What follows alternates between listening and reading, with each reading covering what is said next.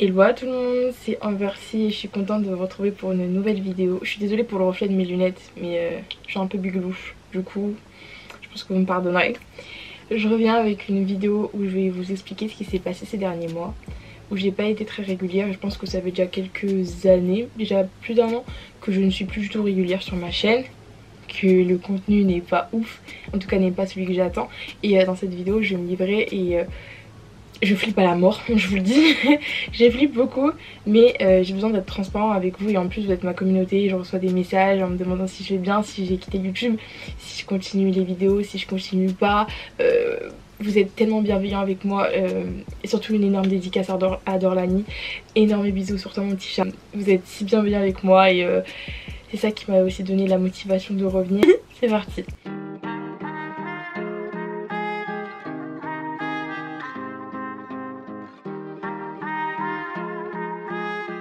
Je vais vous parler du travail. Donc je travaille toujours au parc Astérix.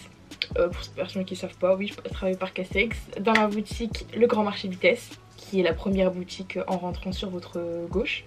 Meilleure boutique du Paris, bien bonsoir. Et du coup je suis toujours au parc Astérix.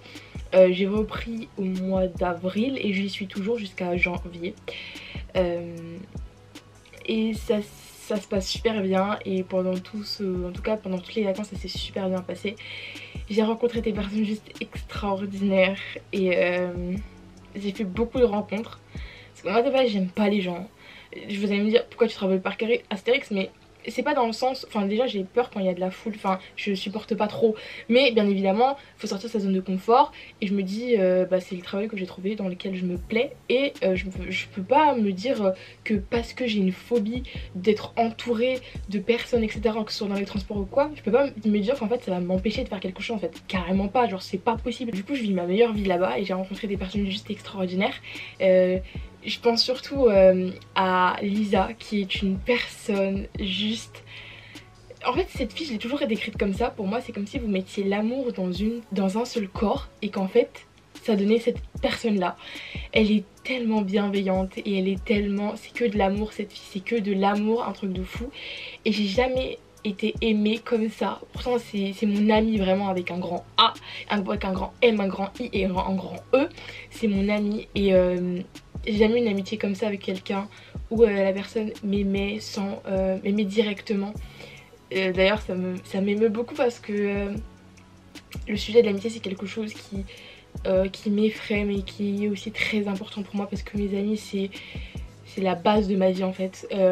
Chérine, Vaiana, Chloé, Charlotte, Lisa.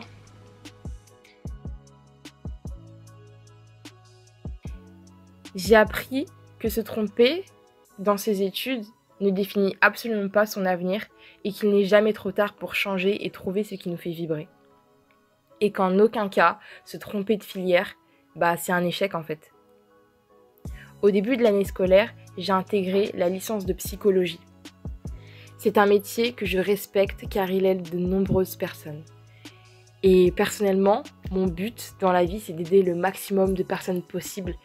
Et je me retrouvais un peu dans ce métier. Sauf que la méthode de travail à la fac, c'est à l'exact opposé de ce qui me convient. Et je l'ai compris qu'un mois et demi après ma rentrée. 2019 m'a fait découvrir les joies de l'anxiété et des crises d'angoisse à tout va. Je vous promets que c'est atroce. Je ne suis pas de nature anxieuse, mais l'accumulation de travail, du stress pour les études et du sentiment de tout voir en gris quand j'étais à la fac, ça a fait boum. Sans m'en rendre compte, j'ai développé des symptômes de dépersonnalisation et de déréalisation suite à mon anxiété. Et en fait, la dépersonnalisation, c'est arrivé petit à petit. En fait, c'est comme si j'étais coupée de mon corps. Qu'en fait, j'étais là, présente, et qu'en fait, ma tête, elle était plus là. Qu'en fait, que j'étais plus là, que j'étais juste en dehors de moi-même. Je ne saurais pas vraiment comment l'expliquer, mais c'est quelque chose d'horrible. Donc je disais, je suis une personne qui est très créative et qui a besoin d'être connectée à tout ce qui touche à la peinture, aux arts, à la musique, faire du piano, faire de la guitare, faire du ukulélé, tout. Et là en fait je me sens quand même déconnectée, c'est comme si on avait coupé le cordon. Du coup c'est très bizarre de dire ça et j'avais peur aussi de vous en parler parce que j'avais peur de passer pour une grosse tarée. C'est à l'heure actuelle ce qui se passe dans ma tête, j'ai l'impression de pas être là, vraiment, et c'est ce que je ressens tous les jours. Et j'ai l'impression d'être seule au monde, genre c'est trop bizarre d'être coupée. C'est comme s'il y avait moi à l'intérieur et d'être coupée. Et je vous dis quelque chose qui est hyper intime parce que du coup je peux passer pour une grosse tarée et que ça je le confie pas forcément à tout le monde. Vous aurez remarqué aussi que... Wouh, j'ai plus de cheveux. Ah, les gars, si vous saviez comment je me sens je me sens tellement belle les cheveux courts. Oh, je me trouve magnifique. Mais je veux dire que mes cheveux longs, je trouvais que c'était déjà onéreux parce que ça coûte cher. C'est de l'entretien, un truc de malade. Et j'en avais clairement marre. Et je me suis dit, pourquoi pas les couper. Et d'un coup c'est ma venue, je trottais, je me disais, ah mais si je suis moche avec et tout et tout. Et ensuite je suis partie chez le coiffeur. Et je lui ai dit, madame, est-ce que vous pouvez me couper les cheveux? Elle m'a dit, oh, et pourquoi vous voulez couper vos cheveux sont magnifiques. Et puis quand on est une fille, on a les cheveux longs. Mais qu'est-ce que tu me racontes? S'il te plaît, ferme ta bouche et coupe-moi les cheveux. Bref, ça par contre c'est très énervant. Parce que du coup, les gens veulent imposer l'image qu'ils ont d'une femme. Les filles ça doit avoir, une femme ou une fille ça doit avoir les cheveux longs, avoir tel ou tel truc, sauf que laisse-moi tranquille, c'est parce que j'ai les cheveux courts que ça veut dire que je suis un garçon, merde. Enfin bref, c'est très énervant mais je devais vous le dire aussi. Je me sens beaucoup plus confiante depuis que j'ai coupé mes cheveux et ça fait du bien parce que le tatouage Confident, je mets la petite vidéo là, et bah il est pas là pour rien. Juste les gars, tant que vous vous sentez bien dans votre corps, dans votre peau et dans votre tête, c'est le principal.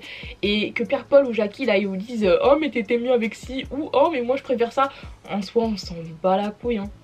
Ce qui compte c'est ce que vous pensez vous de vous-même quoi. Et voilà, bref je pense que j'ai fait le tour de la question. J'espère vraiment que ça va vous plaire et j'espère que vous m'en voulez pas, genre vraiment c'est pas en fait c'est vraiment je me livre à vous parce que à un moment donné, vous êtes ma communauté, vous êtes comme mes frères et sœurs, ou vous êtes comme mes amis, enfin pour moi c'est same quoi, et j'ai rien envie de vous cacher, et j'ai envie d'être complètement transparente, parce que vous êtes complètement transparent avec moi, vous venez me confier vos problèmes, etc. pour que je puisse vous aider, et moi aussi je vais faire la même chose avec vous, je vais vous confier ce qui va pas et ce qui va. Moi je vous aime énormément, on se retrouve dans une prochaine vidéo, et d'ici là, bah, stay confident guys, et on se retrouve dans une prochaine vidéo, bye. Please, you're sorry for being so unfaithful.